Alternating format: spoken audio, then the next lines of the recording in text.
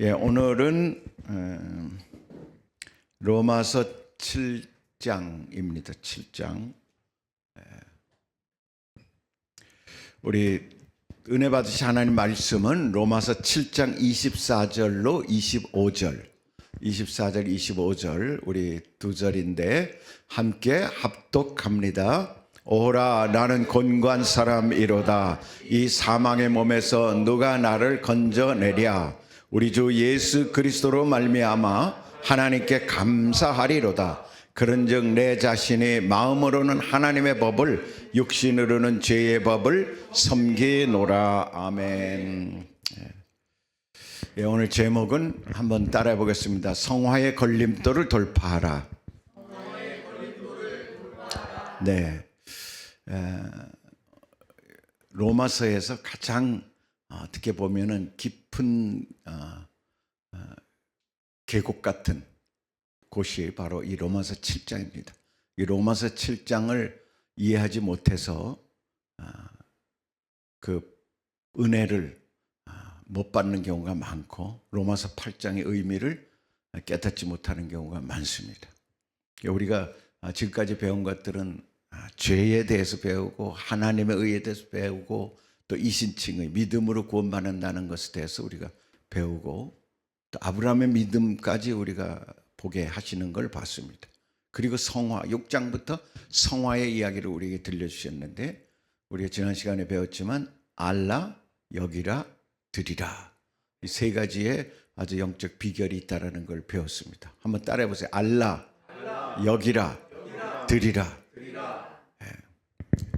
더 자세한 것은 지난번 유튜브를 보시면 좋겠습니다.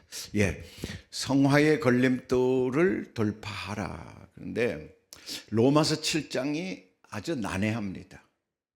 특별히 난해한 구절이 어떤 구절이냐면은 24절에 오호라 나는 곤고한 사람이로다.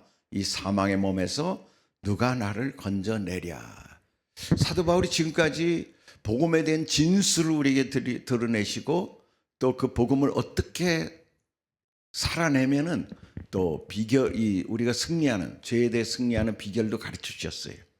그랬는데 로마서 7장에 와서 이 마지막 두 구절에서 오호라 나는 곤고한 사람이로다 이렇게 말씀하고 있는 겁니다. 이 곤고한 사람, 이 곤고한 사람이라는 얘기는 비참한 상태에 있다라는 거예요. 사도 바울이 자신을 비참한 상태로 이야기하는 것입니다. 그리고 사망의 몸이라고 이야기하는 것입니다. 이 사망의 몸에서 누가 나를 건져내랴. 그러니까 사람들이 학자들이 생각할 때 이 곤고한 사람은 도대체 누구를 말하느냐? 사도 바울이 중생 이전의 삶을 말하느냐? 아니면 중생한 이후에 이렇게 될 수가 있느냐? 그러면 사도 바울 같은 사람이 이러한 신앙생활을 하다가 이런 곤고한 상황에 처했다 그러면 우리도 당연히 그럴 수 있지 않겠느냐? 그럼 무슨 소망이 있겠느냐? 라는 이야기를 하게 되니까 많은 학자들이 이것은 중생 이전에 하나님을 만나기 이전에 사도 바울의 상태를 이야기한 거다 이렇게 치부한 경우가 많습니다. 바로 이 탄식이 회심 전 상태인지 회심 후 상태인지를 간파하지 못하는 신학적 논쟁이 있었습니다. 특별히 신학자 중에서는 사도 바울 이후에 가장 큰 신학자라고 말하고 있는 성 어거스틴이 이 부분에서 아주 대표적인 이야기를 한 것입니다. 성 어거스틴은 처음에는 이 주장을 그리스도인들의 중생 이전의 모습이라고 이야기했었어요. 근데 나중에 본인이 신앙을 갖고 신학의 진짜 대가가 돼서 마지막 때는 뭐라 그랬냐면 이것은 중생한 그리스도인들의 내면적 투쟁이다. 내면의 투쟁이다라고 이렇게 말한 것입니다. 그러니까 어거스틴도 우리가 복음을 깨닫고 나서는 그래 우리가 복음 안에 승리자야. 우린 구원을 얻었어. 뭐 이렇게 다 우리는 또 그렇게 승리할 수 있어. 이런 믿음으로 살다가 넘어지는 자신의 모습을 보게 된 거예요.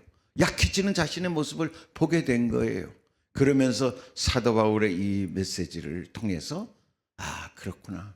우리 인생이 아무리 믿음이 좋다 해도 넘어질 수 있고 죄질 수 있고 거꾸로질 수 있고 신앙의 진전이 없을 수 있고 뒤돌아갈 수가 있구나 라는 것을 경험한 것입니다. 그렇게 어려운 것 신앙생활이 쉬운 것이 아니죠.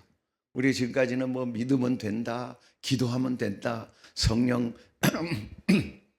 충만하면 된다, 말씀이 다 우리를 그렇게 이끌어 가신다 했지만 실제 신앙생활은 그렇지 못한 경우를 경험하는 것이 저의 상태예요. 여러분은 어떠십니까? 바로 7장은 이 분명히 주님이 칭의, 의롭다 칭함받는 이 놀라운 구원의 감격을 맛본 사람들인데, 그렇다 그러면 우리가 마땅히 주님처럼 살아가야 되는데 그렇게 살지 못하는 우리의 모습들을 그려내고 있다는 거죠. 그러면 지금까지 우리가 배운 복음은 뭐냐 이거야. 복음이 뭐 죽고 난 다음에 천국 가는 것만 얘기하는 거냐? 아니라는 건데. 그래서 이 부분이 어렵다는 거예요. 이 부분은 자기가 경험해보지 않고는 알 수가 없는 부분이에요. 여러분도 아마 이런 고민에 빠져 있는 사람이 있을 수 있어요. 그러니까 아무리 믿음이 좋아봤자 그때야. 우리가 부흥에 참석하면 3개월은 가는데 그 뒤로 다시 또 옛날로 돌아가고, 우리가 은혜 받아도 뭐 일주일 지나면 또 다시 옛날로 돌아가고. 그러니까 은혜 받을 필요도 없어. 은혜 받아봤자 똑같이 돌아가는 건데 HSR 가봤자 그때만이지 또 다시 돌아가잖아. 그렇게 반복되다 보면 어떤 생각이 들겠어요? 뭐 이렇게 하는 것이 진짜 신앙생활인가? 이게 모순투성이 아니야. 이렇게 우리가 고백할 수밖에 없단 말이에요. 그러면 사도 바울은 그걸 알면서 왜 이렇게 썼을까? 바로 오늘 이 자리에 함께한 저와 여러분을 위해서 쓴 줄로 믿습니다. 예, 한번 보십시다. 제가 잘 설명을 해야 되겠는데 이걸 이해하는 것도 어려운데 설명하는 건 더 어렵겠죠? 그렇지만 성령께 의탁하고 다시 말씀을 여러분들께 전합니다. 첫 번째로 제가 그래서 제목을 보통 이제 성화 그러면 사람들이 안 와닿아요. 그래서 성화의 내가 뭐라고 제목을 달았지? 걸림돌. 성화의 걸림돌을 돌파하라. 이렇게 제목을 정했습니다. 성화에는 걸림돌이 있다는 거야. 우리가 그러니까 성화라는 건 뭐예요? 세상과 구별된 삶인데, 예수 믿고 하나님의 자녀로 살려고 세상과 구별돼 사는 삶인데, 그 삶을 살아가는 것이 마땅한데 불구하고 우리도 인정해요. 그렇지만 걸림돌이 있다는 거예요. 이 걸림돌은 넘어가라고 있는 거예요. 근데 넘어가는 정도가 아니라 돌파를 해야지 되는 것입니다. 돌파를 할 수 있는 힘을 우리가 얻을 때 우리가 승리할 수 있을 줄로 믿습니다. 그래서 그것이 첫 번째가 뭐냐면은 율법이 걸림돌이 된다는 거예요. 율법이. 이 성화를 하는데 율법이 걸림돌이 된다는 거예요. 그래서 율법의 걸림돌을 돌파해야 된다. 율법의 기능은 뭐냐? 사람들이 부도덕하게 살아가는 이유가 도덕을 알지 못하기 때문인가? 우리 그렇게 생각할 수 있어요. 부모가 제대로 못 가르쳐서 저렇게 사는 거야. 부모 교육이 안 돼서 그래. 가정 교육이 안 돼서 그래. 학교 교육이 잘못됐어. 그래가지고 정부가 그런 그 교육 시스템을 개발하고 뭐 요즘 뭐라 그러지? 우리 선거로 뽑는 교육감을 새로 뽑으면 될 줄 알지요? 됩니까? 점점 어려워지잖아요. 예. 그러니까 아무리 돈을 쏟아보고 아무리 뭐 정책을 바꾸고 사람을 세워도 안 되는 것입니다. 그러면 교육이라는 게 무슨 의미가 있는가? 교육이라는 게 뭐 입시를 위한 것만이 아무리 정의적으로 우리를 계도하고 바른 길로 인도하는 이런 효과가 있는데, 이 교육의 효과가 미지하다 이 말이에요. 그러면 역사적으로 보면 한 사회가 깨끗해지고 개인이 새로운 부흥을 경험하는 이런 경험은 도덕을 강조하거나 율법을 강조하는 그때가 아니라 어떤 때냐면 사람들의 영적인 심령이 부흥이 일어날 때라는 거예요. 개인적으로도 하나님을 만나면 술, 담배가 끊어지고, 제가 그랬거든. 술, 담배 나쁜지 알죠? 그렇죠. 뭐 기호식품이니까, 그리고 또 사람들 사이에서 그 교제할 때 필수니까 그냥 이렇게 아무것도 모르고 그렇게 살았었어요. 그리고 습관적이 됐고, 그런데 하나님 믿고 보니까 이것이 죄라는 것이 의식은 되지만 스스로 끊기는 어려워요. 또 환경 가운데 또 물려 들어가고 또 비즈니스 때문에 또 술, 담배를 하게 되고 그래요. 그런데 성령을 체험하고 나니까 그냥 술, 담배가 끊어진 것입니다. 성령께서 그 싫어한다는 거지. 성령께서 오셔서 첫 번째 하신 일이 저에겐 담배를 끊게 하시고 술을 막 쓰게 해가지고 술을 못 마시도록 만들었어요. 그렇게 하고 그 다음에 예수를 믿고 하나님 만나고 나면은 진리를 알고 싶어지고 진리 말씀을 들으면 그 말씀을 지키고 살고 싶고 그러다 보니까는 행실이 점점 세상 것에서 벗어나게 되는 것이죠. 그런 역사가 무슨 설교를 많이 들어서 생기는 거냐? 아니라는 거예요. 제가 경험으로 봐도 하나님을 만나고 하나님의 다루심을 받을 때 인격적인 만남을 통해서 그렇게 되더라는 거예요. 사회도 마찬가지야. 우리나라의 평양 대부흥 1907년에 있었던 평양 장대현 교회 대부흥은 김익두 목사 그 당시 장로님이 김익두 장로님이 회개한 자기 친구가 죽으면서 유산을 남은 거를 자기 가족에게 분배하라고 자기한테 줬는데 그걸 자기가 떼어먹었던 그래서 미망인한테 주지 않았던 것을 회개했어요 이분이. 그러면서 회개가 선포되고 회개 운동이 막 일어나면서 그 장대현 교회를 중심으로 해서 이 초대교회 같은 이 회개의 역사가 우리나라에 일게 되고 그것이 큰 부흥을 경험하게 돼서 평양을 중심으로 우리나라가 거대한 부흥의 역사가 있게 됐던 것입니다. 우리나라의 부흥은 회개 운동을 통해서 있었어요. 근데 아주사에 있었던 그 아주사 그 오순절 운동은 또 성령 충만함을 받고 방언을 하게 되고 이러면서 또 거기서 사랑 운동이 일어나고 선교 운동이 일어나게 된 것입니다. 그러니까 그 당시에 거기뿐만 아니라 영국에서 있었죠, 호주에서 있었죠, 중국에서 있었죠, 인도에서 있었죠.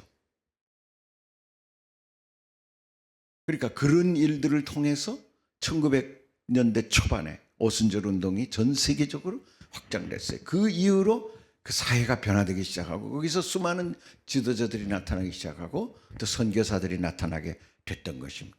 영국이 산업혁명 없이 영국은 무사히 어떻게 보면은 혁명 없이 넘어갔잖아요. 근데 프랑스는 대혁명을 통해 가지고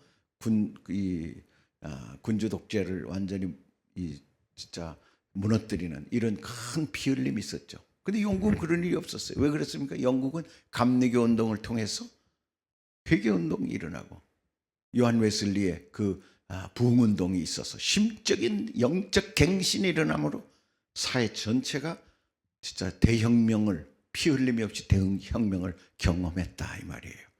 그러니까 지금도 저는 이야기하고 싶은 것은 한 사회가 진짜 도덕적이 되고 한 사회가 부흥하게 되고 한 사회가 예수님 닮은 그런 모습이 되기 위해서는 뭐가 필요하다? 심령의 부흥이 필요하다. 하나님을 인격적으로 만나는 역사가 필요하다라는 거예요. 무슨 뭐 아무리 좋은 교육을 받아가지고 강사가 가르친다 해서 되는 게 아니더라는 거예요. 로마서 7장 7절 그런즉 우리가 무슨 말을 하리요? 율법이 죄냐? 그럴 수 없느니라. 율법으로 말미암지 않고는 내가 죄를 알지 못하였으니 곧 율법이 탐내지 말라 하지 아니하였더라면 내가 탐심을 알지 못하였으리라. 율법이라는 게 율법. 보세요. 율법으로 말미암지 않고는 내가 죄를 알지 못하였어. 율법은 목적 자체가 뭐냐면은 자기를 발견하게 하는 거예요. 자기가 죄인이라는 걸 깨닫게 하는 거예요. 예를 들어서 이 황색선이 자동차 타고 가다 보면 황색선이 있잖아요. 황색선은 어떤 일이 있어도 못 넘어가는 거예요. 뭐 경찰이 특별히 신호를 해가지고 넘게 하지 않는 이상 그 넘어가면 안 되는 것이죠. 왜냐하면 큰 대형 사고가 이루어질 수 있기 때문에 그래요. 그러니까 사람들이 이제 그 교육을 받았고 그래서 알아. 이 황색선 자체가 무슨 차가 그 황색선을 넘어가면 거기서 뭐가 못이 나와가지고 차 빵꾸를 낸다든가 이러지 않아요. 그 황색선은 무슨 역할을 하는 건 아니야. 기능적인 뭐는 하나도 없어. 그렇지만 황색선이 있음으로써 운전자가 어떤 마음을 가져요? 여기 넘어가면 안 돼. 사고 나고 죽을 수 있어. 그게 율법의 목적이라는 거야. 율법의 목적. 그걸 모르는 사람은 어떻게 돼? 황색선과 흰색선의 차이를 모르고 실선과 점선의 차이를 모르는 사람은 그냥 뭐 마음대로 운전하겠지. 그럼 사고 날 확률이 너무너무 많은 거죠. 그 우리가 율법을 안다는 것은 하나님 미연의 사고를 방지해서 우리에게 가르치는 거예요. 아이들에게도 갈 때 길 건널 때 조심해라. 절대 뛰어가지 마라. 어린아이 때 조심스럽게 가르치잖아요. 그 가르치는 이유는 사고를 방지하기 위한 거지. 그게 어떤 면에서 보면 아이들을 계도하는 그 계도가 율법이에요. 율법. 그렇게 해서 아이들이 그게 이제 몸에 배가지고 그 다음에 차를 건널 때는 손을 들고 건너고 이렇게 된단 말이죠. 그리고 자동차 내비게이션은 뭘까요? 내비게이션의 존재 목적은 뭐 옛날에는 우리가 내비게이션 없이 지도 가지고 다녔잖아요. 지도 가지고 새로운 길을 가려면 지도 가지고 가다가 모르겠으면 지도 쳐다보고 가다가 그래도 잘 모르겠으면 내려서 사람들한테 물어보고 여기 어디가 어디냐 물어보면 그 사람들이 가르쳐주면 그렇게 다 갔거든요. 근데 지금은 그럴 필요 없잖아요. 지금 문제는 뭐냐? 배터리가 나가면 문제야. 배터리가 나가면 이제 가다가도 문제가 생기기도 하고. 그래서 그렇지 지금은 내비게이션이 그걸 다 해줘요. 내비게이션이 방향을 정해준다 이 말이에요. 그러니까 우리가 모르는 길도 갈 수가 있잖아요. 정확하게. 참 얼마나 좋은 시대에 살고 있는지 몰라요. 그 내비게이션이 바로 율법이라는 거예요. 율법이 그런 역할을 하는 거예요. 그러니까 성경의 말씀은 너무너무 귀중한 말씀이야. 잘못된 게 아니에요. 그 말씀이 있음으로써 우리가 황색선처럼 뭔가 우리가 어떻게 살아가야 되는지를 알게 하는 그 역할을 한다는 것이에요. 그 이상이 아니에요. 그 이상은 아니에요. 그러면 갈라디아 4장 9절 이제는 너희가 하나님을 알 뿐 아니라 더욱이 하나님이 아신 바 되었거늘 어찌하여 다시 약하고 천박한 초등학문으로 돌아가서 다시 그들에게 종로를 타려 하느냐. 율법의 속성이 뭐냐면 율법은 속박시키는 역할을 해요. 법이 있으면 법이 탁 속박을 해요. 그래서 처음에 신앙생활을 시작을 했는데 처음에는 자유해, 난 자유해, 난 자유해 이러다가 이제 그 설교를 들으면서 자꾸만 율법 조항들을 배우게 되잖아요. 그러면 우리 신앙이 어떻게 되냐면 율법에 속박이 돼버려. 그래가지고 그걸 가지고 사람들을 평가하고 판단하는 재료가 되는 것입니다. 우리를 계도하기 위해서 생명으로 이끄는 율법이 다른 사람을 비난하고 비판하는 잣대로 쓰여버리는 것입니다. 율법이 잘못 쓰이는 것이지. 그래서 지금 갈라디아서에서 사도 바울이 이렇게 애통해하는 것입니다. 이제는 너희가 하나님을 알지 않느냐? 뭘 안다는 거야? 하나님의 복음을 알지 않느냐? 십자가 복음이 우리를 죄에서 해방시키셨고 우리를 저주 사망에서 우리를 건지셨고 우리를 부활시키셔 생명을 주시고 십자가 복음이 우리를 승천하게 하셔서 우리 영이 하나님 보좌 우편에 앉아서 하나님의 생명이 우리 안에 들어오고 그 생명으로 살아가는 존재가 되었다는 걸 알지 않느냐 이 말이야. 알지 않느냐. 그런데 어떻게 한다고? 하나님이 우리를 알게 됐어요. 하나님의 자녀가 되었으니까. 근데 어찌하여 다시 약하고 천박한 초등학문으로 돌아가서 다시 그들에게 종로를 타려 하느냐. 이 초등학문이 천박한 약하고 천박한 초등학문이 율법이야. 다시 율법으로 돌아가서 거기에 종로를 타려 하느냐. 거기에 종로를 타려 하느냐 하지 않느냐 이 말이에요. 6장 하반절에 보면 당신은 누구의 종입니까에 대한 질문을 던집니다. 죄의 종이냐 의의 종이냐. 죄의 종으로 살아가고 있느냐? 지금도 사단의 세력에 의해서 이끌려가면서 질질 끌려가고 살고 있느냐? 아니면 지금 의의 종, 하나님의 말씀이 우리를 인도하셔서 하나님의 나라를 세워가고 하나님의 교회를 세워가고 하나님의 나라를 가정 가운데 세우고 교회 가운데 세우고 사회 가운데 세워가는 그런 의의 길로 가고 있느냐? 아니면 여전히 그냥 죄 가운데서 벗어나지 못하고 속박되어서 노예처럼 살고 있느냐? 라고 우리에게 질문하는 거예요. 그것이 6장 후반절에 나오는데 똑같은 얘기예요. 우리가 분명히 복음을 들어서 알아. 복음은 더 이상 없어요. 다른 복음은 없어. 주님이 나를 위해 하나님의 의를 주셨고 그 하나님의 의는 완전하셔요. 내가 그분을 믿으면 나는 하나님의 자녀가 되는 거고 하나님의 생명이 내 안에 들어오심으로 그분의 모든 좋은 것들이 다 나의 것이 되고 내가 믿음으로 그것을 아브라함처럼 따라가면은 내 것이 되고 나는 의의 상속자가 되고 아브라함의 후손이 되고 이런 것들이 다 복음으로 주어졌는데 왜 다시 약하고 천박한 초등학문으로 돌아가느냐? 기도하지 않아서 불안하느냐? 헌금하지 않다고 불안하느냐? 이것이 다 마찬가지야. 헌금하라 얘기 들으니까 헌금하는 게 좋지. 너무 감사한데 헌금하지 못해서 주게 나는 안 돼. 나는 헌금하지 않아서 하나님이 날 미워할 거야. 사랑하지 않을 거야. 이렇게 생각할 수 있지. 나는 기도도 못했는데 내가 뭐 어떻게 하나님의 영광된 도구가 되겠어. 그거는 내가 주제넘은 일이야. 그 저 변들이 앉아있고 교회도 안 오고 이렇다 그러면 그건 누구한테 속는 거예요? 마귀한테 속는 거예요. 종로를 타고 있는 거야. 그것이 바로 율법이 우리를 이끌어가는 방법이야. 사단이 율법을 통해서 우리를 이끌어가는 방법이라는 거야. 그러니까 어떻게 해야 돼? 그거를 끊어버려야 돼. 율법을 끊어버려야 돼. 율법이 필요 없는 것이 아니라 내비게이션이니까 따라가는데 율법에 속박된 것이 아니라 자유로움으로 율법의 도움을 받아 살아가는 것이죠. 차이가 엄청나게 나는 것입니다. 아멘. 여러분도 그런 사람들 많죠. 그러니까 생명이 사라지고 성령 충만이 소실되고 그냥 그러면 전부 율법적이 돼. 그래 모든 것을 율법적으로 판단해. 그래서 다른 사람들 자꾸 비판하는 거예요. 누가 어쩌고 저쩌고, 목사가 어쩌고 저쩌고, 교회가 어쩌고 저쩌고. 일주일 동안도 여러분이 그런 말 그냥 모일 때마다 그런 말 하는 거 재미나고 유쾌하고 그렇게 살았다 그러면 그건 지금 속박돼 있는 거예요. 내가 생명으로 살지 않고 율법에 속박돼 있기 때문에 이것 엉켜 있는 거야. 나도 죄인인 걸 내가 알아. 그러면서도 다른 사람들을 죄로 정죄하는 것이에요. 그래서 막 서로 엉키고 살아가는 거예요. 율법이 우리를 그리스도의 장사한 분량이 되지 못하도록 막는 역할을 한다는 거야.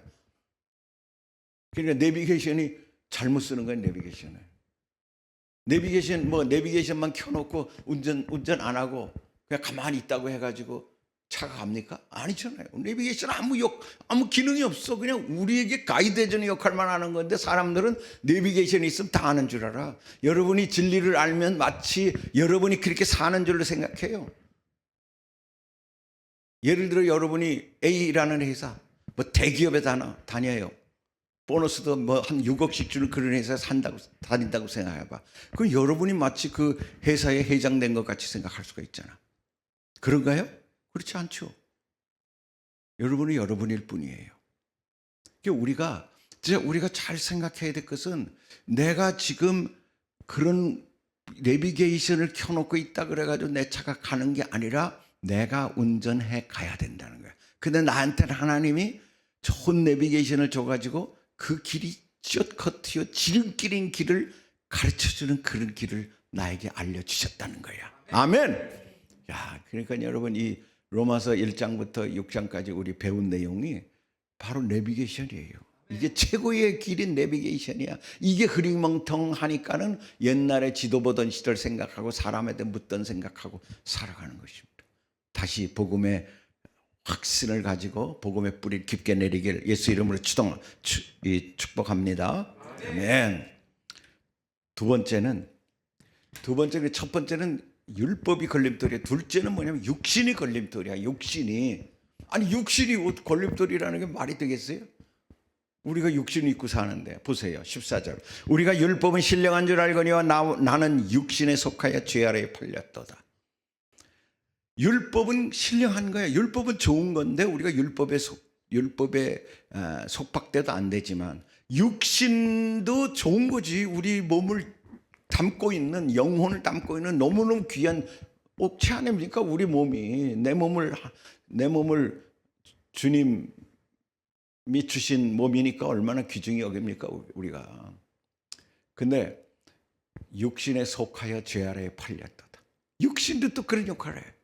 육신에 너무 집중하면 죄 아래에 팔리는 거야. 그러니까 사단이 육신을 이용하는 거야. 육신을.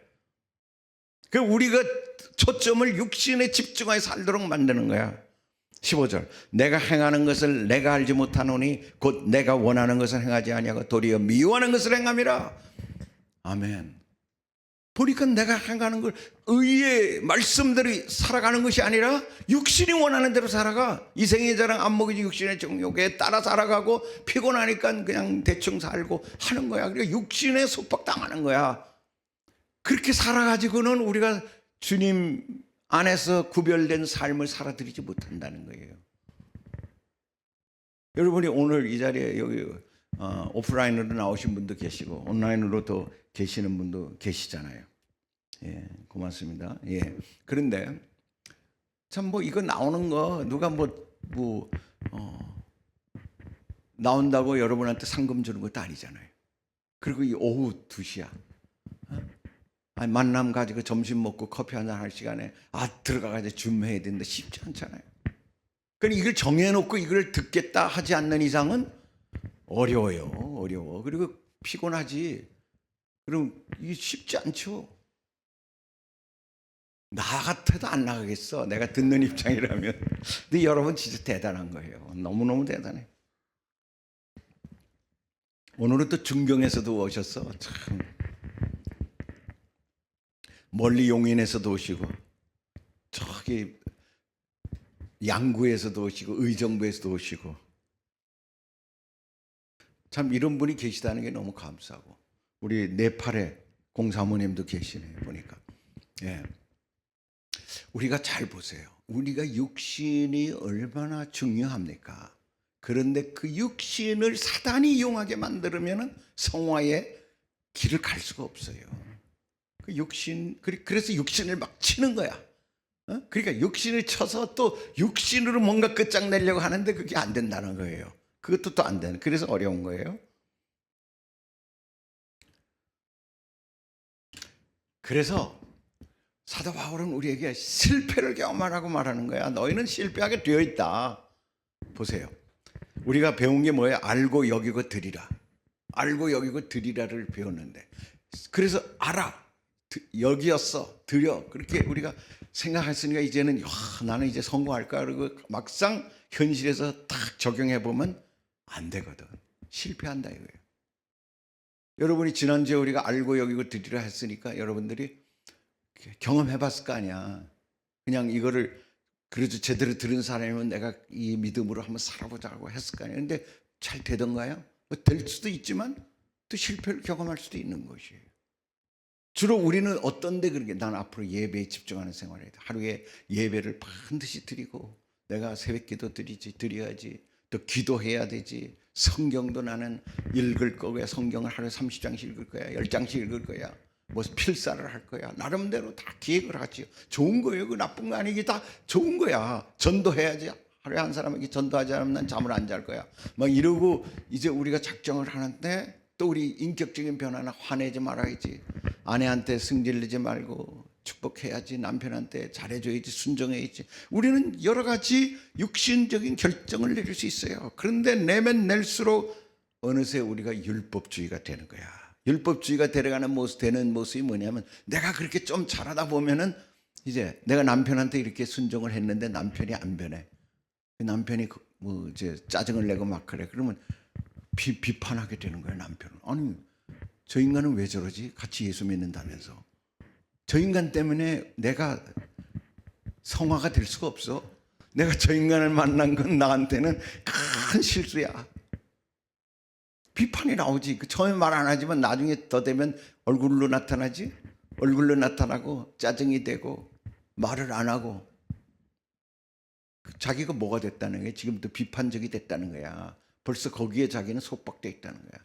육신을 쳐서 자기가 뭘 한다 보면은 또 거기에 다시 자신의 모습은 율법주의에 빠져버리는 것을 볼 수가 있어요. 그래가지고 결국은 나는 안 돼. 내가 무슨 성경을 읽어. 한 3일은 했는데 그 뒤로 잘 안 돼. 우리 모습이 그래요. 주의 종들도 그래. 작심삼일이란 말이 거저 나온 말이 아니에요. 실망하고 좌절하게 됩니다. 너무 적나라하죠. 너무 적나라해. 그래서 사도 바울이 18절 19절에 이렇게 말합니다. 이 중요한 거예요. 이제 점점 여러분을 지금 계곡 속으로, 깊은 계곡 속으로 끌어들어가고 있는 거예요. 졸지 말고. 이럴 때 졸고 있으면 은혜를 놓치는 겁니다. 한번 같이 읽습니다. 시작. 내 속 곧 내 육신에 선한 것이 거하지 아니하는 줄을 아노니 원함은 내게 있으나 선을 행하는 것은 없노라. 내가 원하는 바 선을 행하지 아니하고 도리어 원하지 아니하는 바 악을 행하는도다. 아멘. 내 속 곧 내 육신에 선한 것이 거하지 아니하는 줄을 아노니.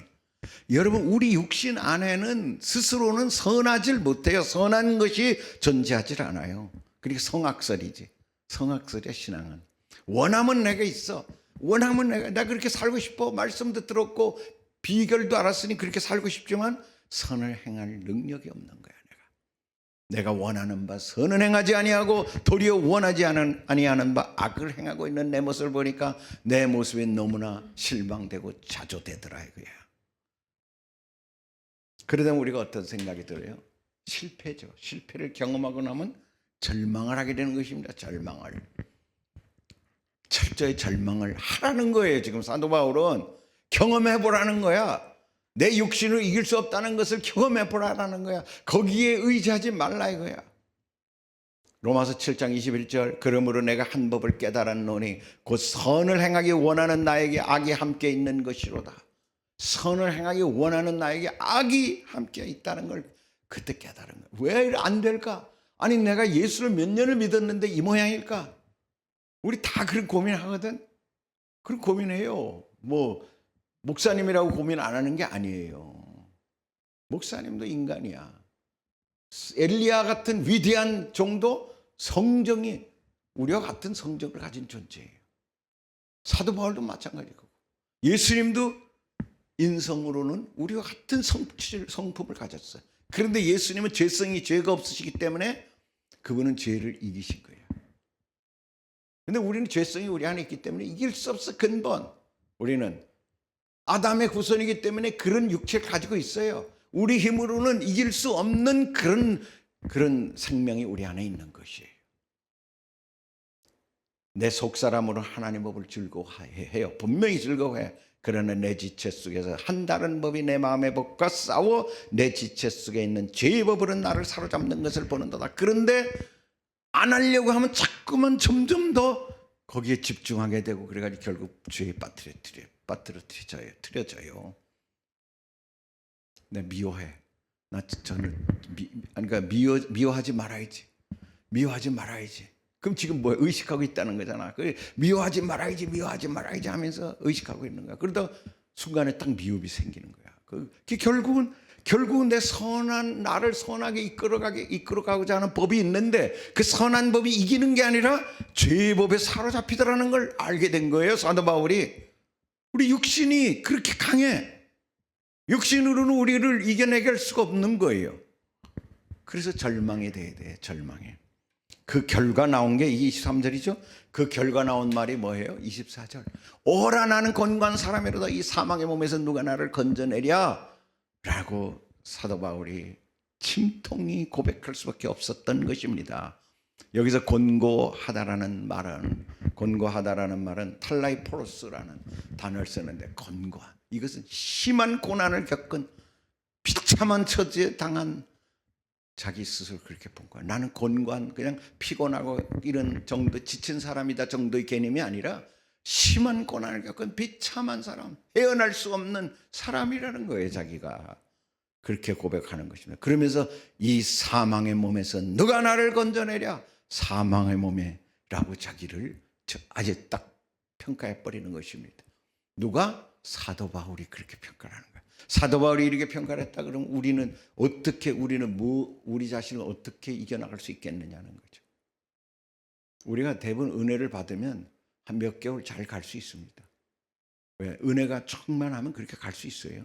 근데 어느 순간 또 흙탕물이 치고 뭐 이렇게 때가 끼고 하다 보면 은혜가 점점 떨어져 가지고 또 죄가 또 그냥 성큼 들어오고 그 죄에 끌려가고 게으름에 빠지고 나태하게 되고 또 비난하고 뭐 이렇게 휩쓸리는 우리 모습을 볼 수 있는 것입니다. 내가 날마다 죽노라라는 사도 바울의 고백처럼 그 사도 바울은 맹수와 싸우지 아니하고 날마다 내가 죽노라라고 고백했다는 거예요. 그게 치열한 싸움이라는 거죠. 치열한 싸움.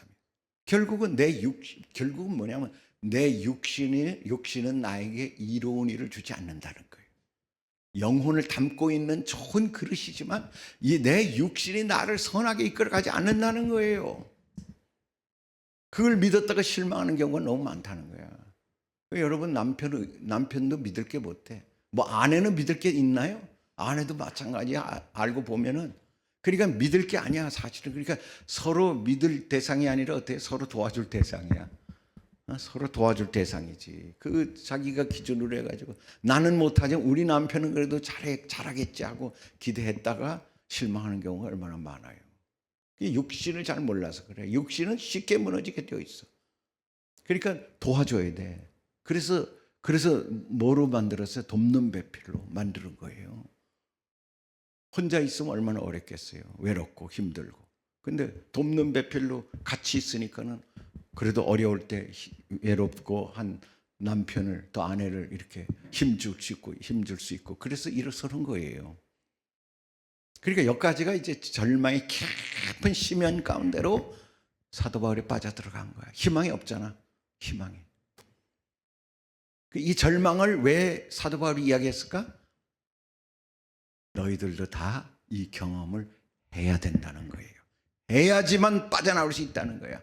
그러니까 내 육신이 나를 구원해낼 수 없다는 사실을 처절하게 깨닫고 절망할 때 다른 구원주가 필요하다는 것을 깨닫게 된다는 거예요. 이 사망의 몸에서 누가 나를 건져내랴 라고 고백하게 되더라는 거예요. 고백하더라. 나를 좀 구해 주세요. 사방이 다 막혔어도 하늘로 향한 문이 열려 있다는 걸 아는 사람은 어떤 상황이 사방으로 우겨싸움을 당해도 그 우겨싸움에 빠지지 아니하고 하늘을 향해서 손을 저으며 하나님 저를 좀 구원해 주세요 라고 말할 수 있다는 거지. 아멘. 그렇게 해야지 살아나는 것입니다. 그렇게 해야. 구원도 그래. 구원은 근데 우리 자신이 어떤 상황인지도 모르기 때문에 이 비참한 상황에 빠져 있는 걸 모르니까 하나님이 일방적으로 우리를 그냥 구원해 주는 거야, 은혜로. 그러나 성화는 우리가 이 스스로가 죄인이라는 걸 고백하고 하나님 날 구해 주세요라고 간절히 구할 때 하나님이 우리를 건져주시는 거예요. 그냥 성화도 그냥 시켜주지 않아요. 우리가 하나님을 철저하게 의지하는 그 모습이 될 때 하나님이 우리를 구원시켜 주시는 것입니다. 이 사망의 몸이라는 건 죄의 세력이 지배하고 있다는 거예요. 자신을 곤고한 사람으로 사망의 몸으로 표현합니다. 얼마나 절망적인 표현입니까? 우리들 대부분도 24절의 이 고백 속에 삽니다. 누구나 예수를 믿으면서 죄에 대해 실패를 경험하고 절망을 경험하게 된다는 사실을 우리는 인정해야 돼요. 그렇다면 이것이 끝일까? 우리에게는 희망을 가질 수 없는 것인가? 라는 질문을 사도 바울은 7장 마지막에서 우리에게 주신 거예요. 그러니까 이 막 하나님의 높은 고봉을 보여주고 아브라함의 믿음 같은 진짜 태산 같은 그런 엘리베이터 같은 고봉을 우리에게 보여준 다음에 실제 그걸 우리가 살아내려고 하다 보니까 처절해지고 낙담되고 절망되고 해서 심연 깊이 빠진 우리를 내버려 두셨다가 그럼 하나님 여기서 하나님 경험한 사람이니까 하나님 맛본 사람들 아니에요. 하나님 우리를 건져주세요. 지금 이게 뭡니까? 예수 믿고 여기까지 와가지고 우리를 다 죽이려고 하는 겁니까? 그러면 우리 삶이 뭐가 되는 겁니까? 차라리 애굽에서 종로를 하면서 그 사람들이 던져주는 그 고기 먹고 그 부추 먹고 사는 게 낫지 않았습니까? 왜 우리를 이렇게 이 광야로 데려와가지고 우리를 다 죽이려고 합니까? 절망할 때 주님은 그때 일하신다는 거예요. 살아계심을 보이신다는 거예요. 그것이 이제 사도 바울이 우리에게 던지는 하나의 함의가 있는 거예요. 아직 그 말씀이 나오진 않았어요. 그래서 우리가 죄를 이기는 비결을 지금 연속적으로 6장 7절에 설명하는데 첫째는 알라, 여기라, 들이라, 그리고 오늘 7장에서는 경험하라, 그리고 좌절하라 이 말이야. 절망해보라. 그 절망까지 해야 돼. 절망하는데 그게 끝인가? 퀘스천 있지? 끝이 아니라는 거죠. 여기까지 따라오신 분 아멘. 아멘. 여러분은 보통 수직을 맞은 게 아니야 지금. 그래서 세 번째 이제 바울이 자기 핵심을 드러내는 거예요. 복음의 핵심을 드러내는 거야. 오직 예수 그리스도 안에 거하라 이 말이에요. 오직 예수 그리스도 안에 거하라. 25절 같이 읽습니다. 시작. 우리 주 예수 그리스도로 말미암아 하나님께 감사하리로다. 그런즉 내 자신이 마음으로는 하나님의 법을 육신으로는 죄의 법을 섬기노라. 아멘. 근데 사도 바울이 박수를 팍 치고 무릎을 딱 치는 거야. 우리 주 예수 그리스도로 말미암아 하나님께 감사하리로다. 지금까지 어마어마한 절망 가운데로 우리를 이끌어온 다음에 갑자기 감사가 나와요. 감사가 나와. 그래서 제가 이 추수감사절 좀 됐는데 내가 성경 이거 로마서를 강의하다가 여기 왔거든. 추수감사절이 감사에 대해 설교를 해야 되잖아요. 근데 이제 계속 주일날마다 이 로마서를 강의했는데 넘어뛰기가 또 좀 그렇고, 그렇지만 뭐 감사절이 절기니까 감사에 관계되는 성경 구절을 가지고 설교하려고 하다가 그래도 또 로마서에서 혹시 그런 일이 없는가, 그 7장이었어요 그때 제가 설교 가장 깊은 어려움이 있는 장이잖아요. 그러다가 내가 읽다가 깜짝 놀랐어요. 여기 감사가 있더라고. 우리 주 예수 그리스도로 말미암아 하나님께 감사하리로다. 이 말씀이 탁 오는 순간 내가 야 이제 완전히 큰 어떻게 보면은 빛을 본 것 같았어요. 사도 바울이 그 심각하고 그 아주 참담한 그 곤고한 삶 가운데서 절망 가운데 떨어졌다가 빛을 보았구나. 그 빛이 뭐냐면 예수 그리스도로 말미암아. 그래서 내 자신의 마음으로는 하나님의 법을 알고 싶지만, 하나님 법을 배우고 싶고 하나님 법을 그대로 살고 싶지만 육신 때문에 죄의 법을 섬기는 내 모습을 깨달았다는 거예요. 그러니까 내 육신으로는 승부를 걸 수가 없다. 신앙이 내 육신의 승부를 걸 수 없다. 뭘로 승부를 걸어? 주 예수 그리스도로 말미암는 예수 안에 있는 것을 찾아낸 것입니다. 아멘. 그리스도인이 절망으로 끝날 수 없는 이유는 무엇입니까? 바로 나 자신을 의지할 대상이 되지 못한다는 걸 깨닫는 거예요. 나 자신을 믿지 마세요. 나 자신을 믿지 마세요. 우리 안에 대신 우리 안에 두 생명이 있음을 알라는 거야. 선한 것도 있지만 나쁜 것도 있다는 거야. 우리 안에 하나는 죄의 법을 따르는 내 육신의 생명이 있고, 또 하나는 하나님 법을 따르게 하는 예수 생명이 내 안에 공존한다는 것. 내 마음밭에 그 두 생명이 공존한다는 것. 아담의 생명과 예수 생명이 공존하며 서로 영적 전쟁, 배틀필드지, 전쟁터가 되고 있다는 것을 알고 인정하라. 인정하라. 그럼 이겨야 될 거 아니야. 하나님 법이 이길 수 있도록 나를 내어드려야 되는데, 그것이 바로 뭐냐면 나는 죽고 그리스도가 내 안에 살게 하는 것이다 라는 겁니다. 아멘.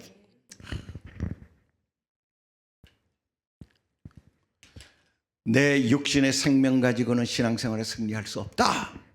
이제 내 생명으로는 안 된다. 그러니 나는 이제 내 생명 쓰지 않겠다.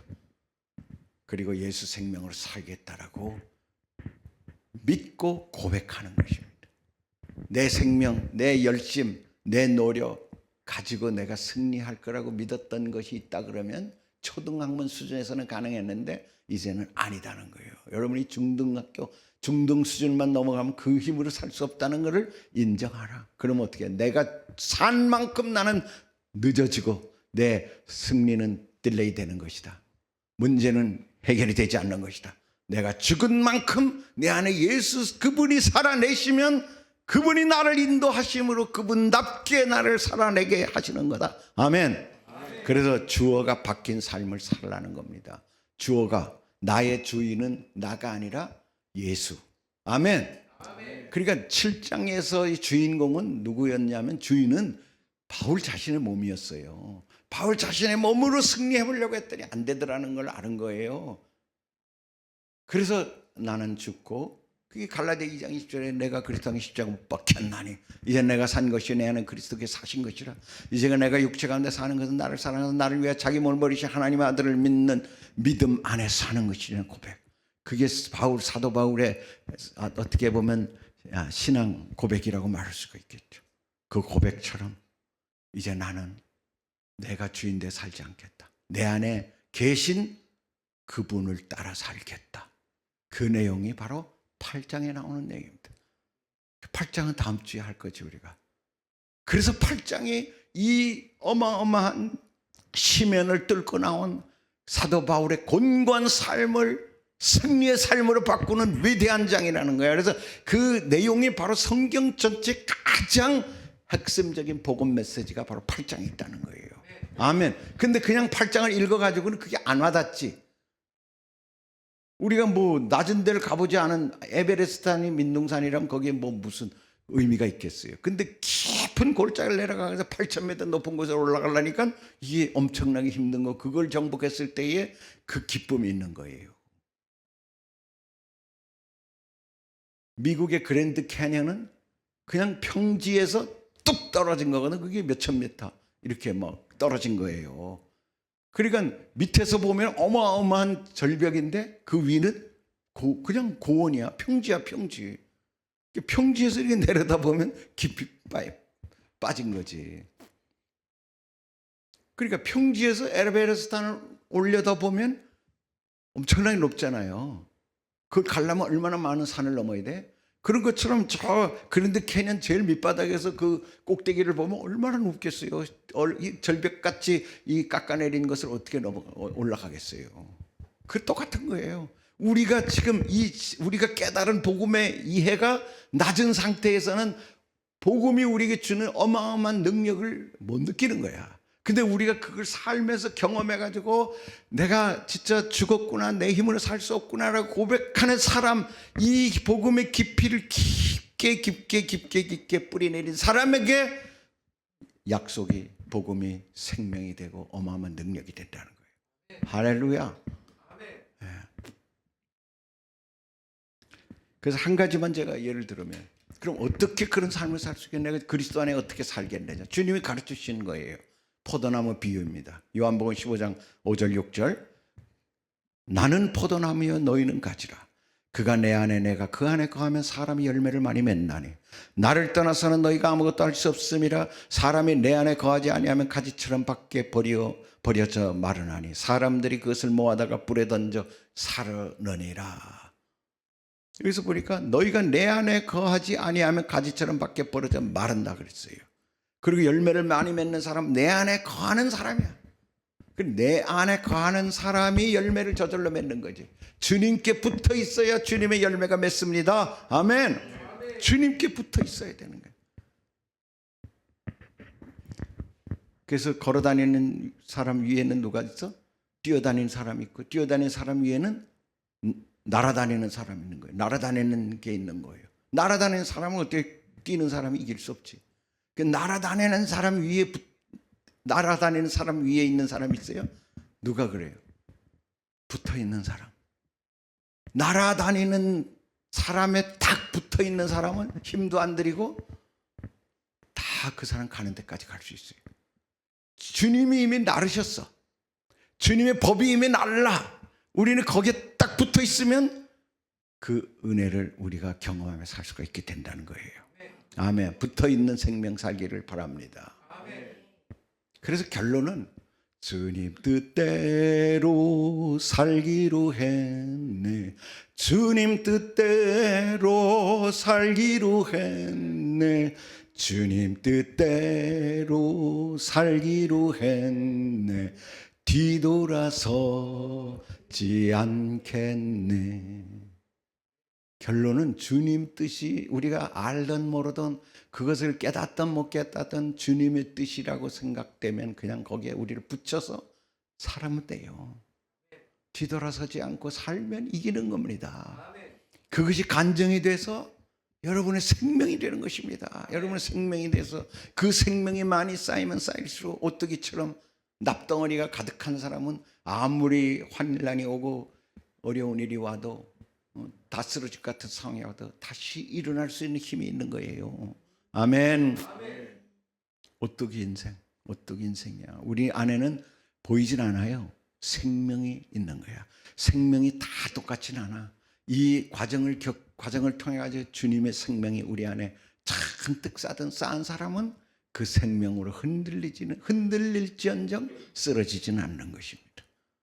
그때 바람이 불고 환난이 닥쳐오는데 저 인간이 쓰러지지 않고 어떻게 저렇게 살아가는, 그 사람에 대해서 사람들이 관심을 갖게 되고 주목해 보게 되고 그 사람에게 물어보게 되는 거예요. 당신은 이런 환난 가운데서 어떻게 쓰러지지 않고 그렇게 승리할 수 있었습니까?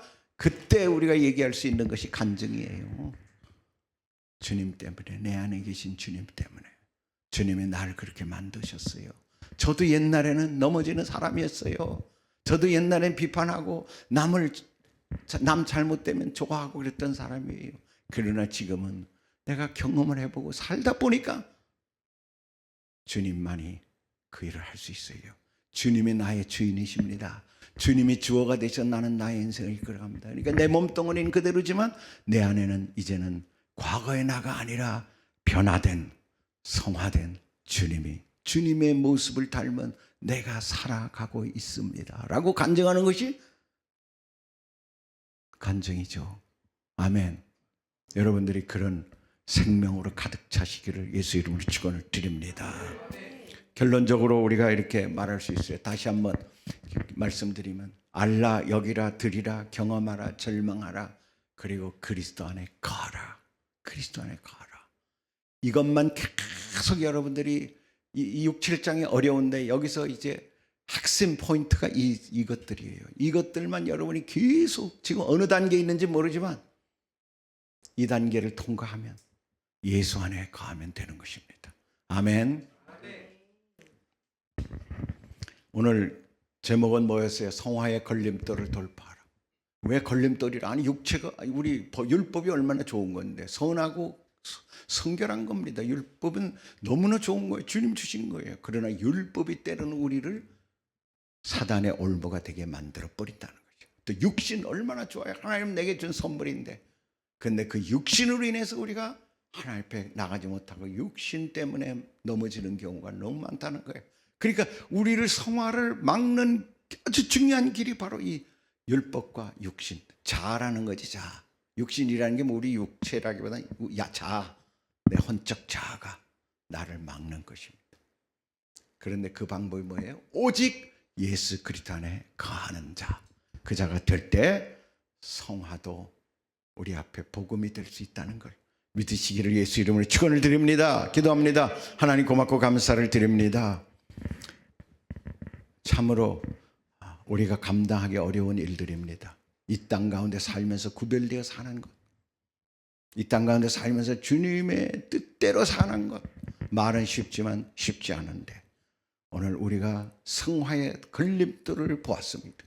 우리가 선하게 여겼던 그 율법, 우리가 선하게 여겼던 내 육신, 그것이 때로는 주님 앞에 가까이 나가는데 큰 걸림돌이 된다는 걸 알았습니다. 이것을 돌파할 수 있는 능력을 허락하여 주옵소서. 그것이 내 힘이 아닌 오직 예수 그리스도 안에 거하고 주님께 붙어있는 자임을, 말씀에 붙어있는 자임을 알게 하심을 감사를 드립니다. 이제 이 삶이 우리 인생 가운데 날마다 경험되어 생명으로 가득한 그런 간증의 주인공들, 그런 생명에 가득 찬 불멸의 생명을 가진 자들로 거듭나게 하여 주옵소서. 예수님의 이름으로 감사하며 축복하며 기도드립니다. 아멘.